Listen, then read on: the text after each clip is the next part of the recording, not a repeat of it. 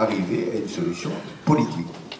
Mais il faut faire preuve d'une énorme détermination, de pression, notamment sur les Russes. Je ne sais pas si vous avez vu, mais j'ai fait une déclaration aujourd'hui. M. Bachar el-Assad avait accepté, et les Russes avec lui, de sortir les armes chimiques. Parce que la France avait menacé. 5%.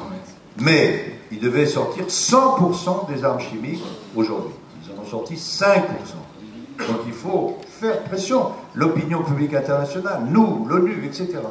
Et ça ne veut pas dire que ce sera facile, ça ne veut pas dire qu'on va y arriver demain, mais la diplomatie, épaulée par la France, c'est aussi cela. C'est-à-dire essayer de prendre la position la plus juste possible et à partir de là, en nouant des alliances, pousser dans cette direction-là. On va prendre une dernière question.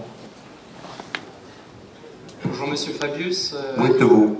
Ici Jonathan, je suis journaliste indépendant pour l'agence Info Libre. J'aimerais vous poser une question concernant l'attaque chimique qui a eu lieu en août dernier en Syrie.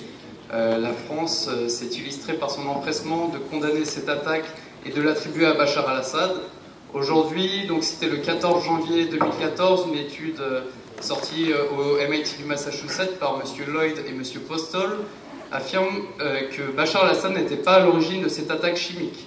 Est-ce qu'aujourd'hui, ici devant cette assemblée, vous pouvez reconnaître, vous être trompé sur cette situation et présenter vos excuses? Certainement pas. M. Fabius n'est pas en cause. Il y a eu une enquête des Nations Unies qui ont diligenté beaucoup d'experts, qui ont établi de la façon la plus ferme qu'il y avait eu un massacre chimique et que ce massacre chimique trouvait son origine dans les rangs du régime. Mais il y a toujours des gens pour contester l'évidence.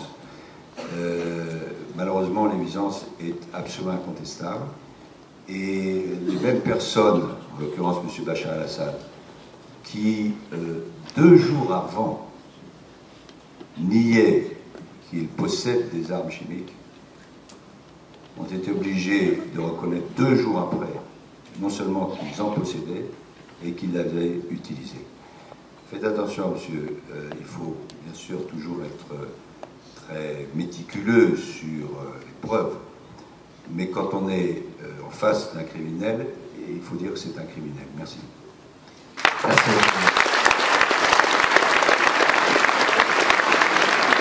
C'est la fin de ce débat.